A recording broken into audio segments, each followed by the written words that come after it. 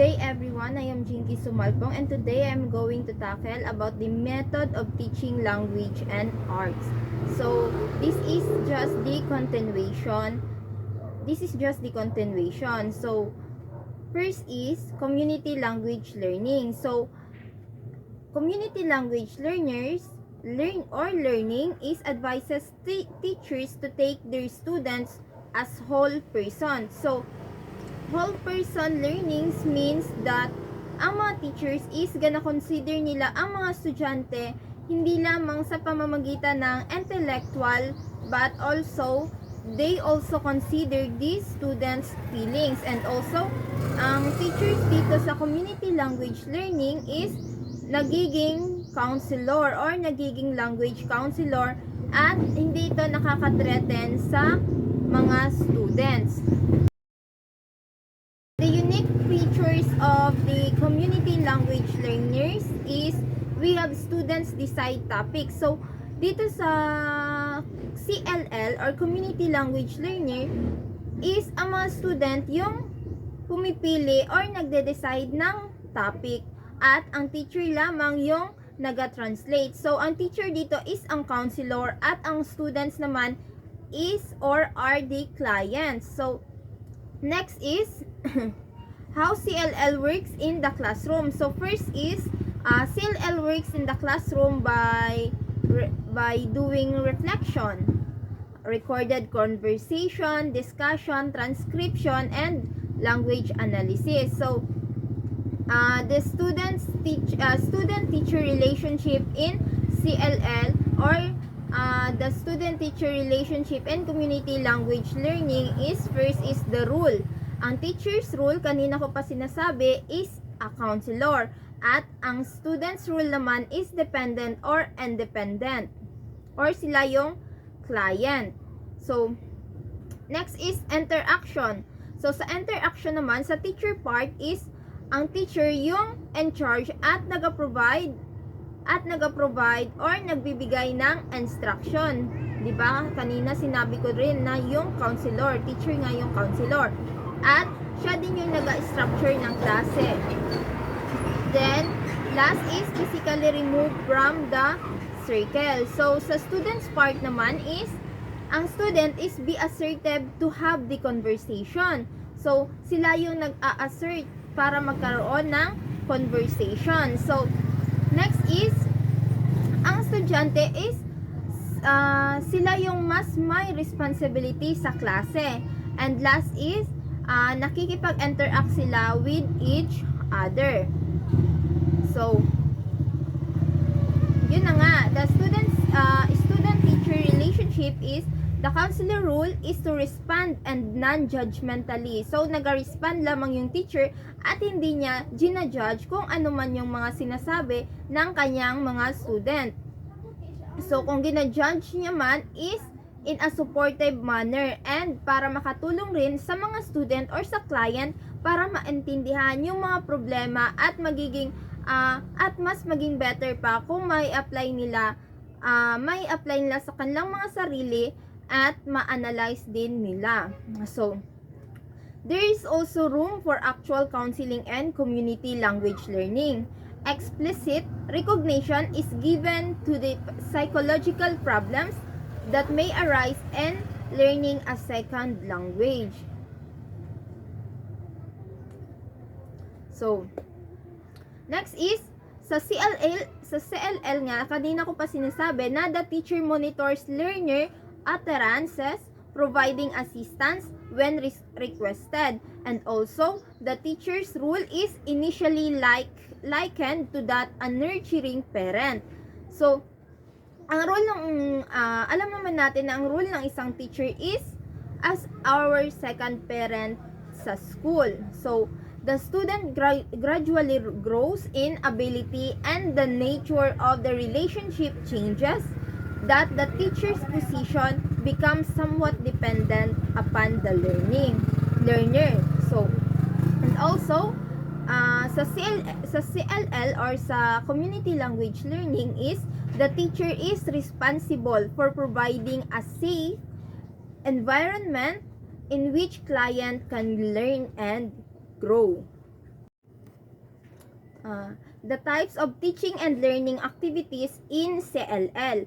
First is we have translation. So, learners from a small circle, from a small circle. So, a learner whisper a message or meaning he or she wants to express, then the teacher translate it into the target language, and the learner repeats the teacher's translation. So, ang learner is magwi-whisper o magbibigay ng isang message or meaning na gusto niyang i-express or gusto niyang i-share.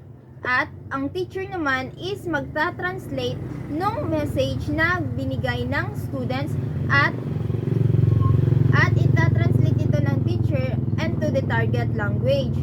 So, at ang learner naman is gagayahin niya yung translation ng teacher. So, next is group work. So group work, learners may engage in various group tasks, such as small group discussion of a topic, preparing a conversation, summary of a topic for presentation to another group, and also preparing a story that will present to the teacher and the rest of the class. So, next is recording. So, recording. Students recorded conversation in the target language.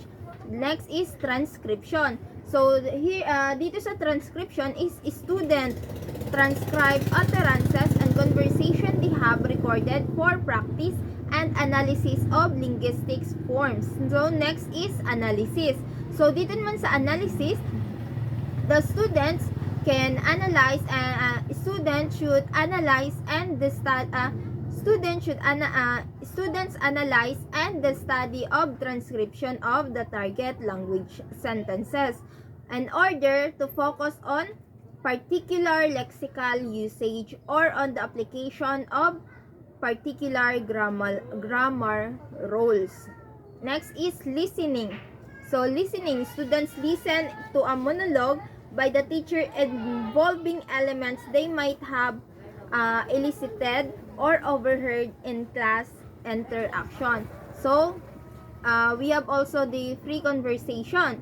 So, sa free conversation, students engage in a free conversation with the teacher or with the learners. So, next is the reflection and observation. Learners reflect and report on their experience of the class as a class or in a group.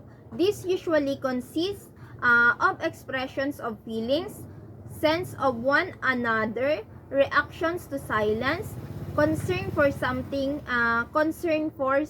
to say. So, that is the type of teaching and learning activities in CLL or in community language learning.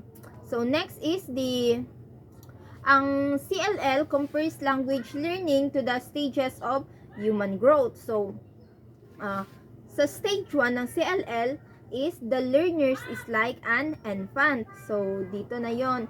Ito din yung pre-stage of our human growth. So, sa stage 2 naman, the child achieves a measure of independence from the parent. So, na-achieve na ng bata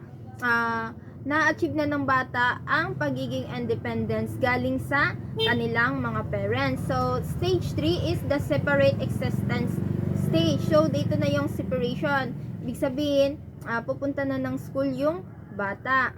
Masiseparate na siya sa kanyang parents. So, sa stage 4 naman, may be considered a kind of adolescence. So, stage 4 is yung pagbibinata o pagdadalaga ng isang bata. Sa stage 5 naman is called the independent stage. So, dito na nagiging independent yung mga bata.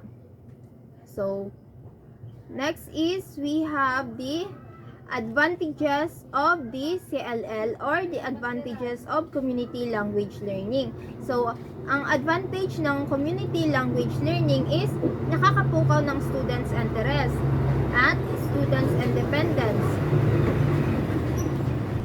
So, ang students learn inductive techniques at hindi rin, non-threatening din siya sa mga estudyante. The counselor allow the learners to determine type of conversation and to analyze the language inductively. The last is the student-centered nature of the method can provide extrinsic motivation. So, kung may advantage ang CLL, meron ding disadvantage. So, ang disadvantage ng CLL is time wasted. Students have mix of languages, not enough of time and school. Risk can be good. The counselor teacher can become too non-directive. Students often need direction. The inductive learning method, translation is a difficult task. So, yun yung mga advantage ng CLL.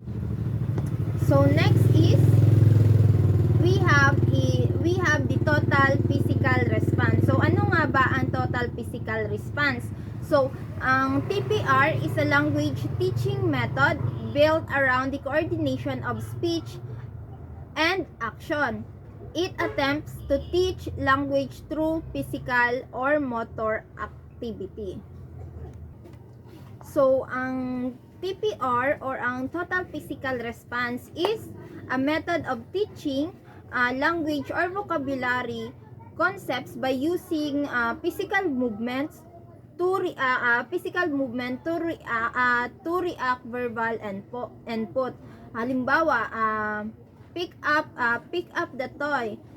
Pick the toy. So the teacher will bend down and she will pick up the toy, and the student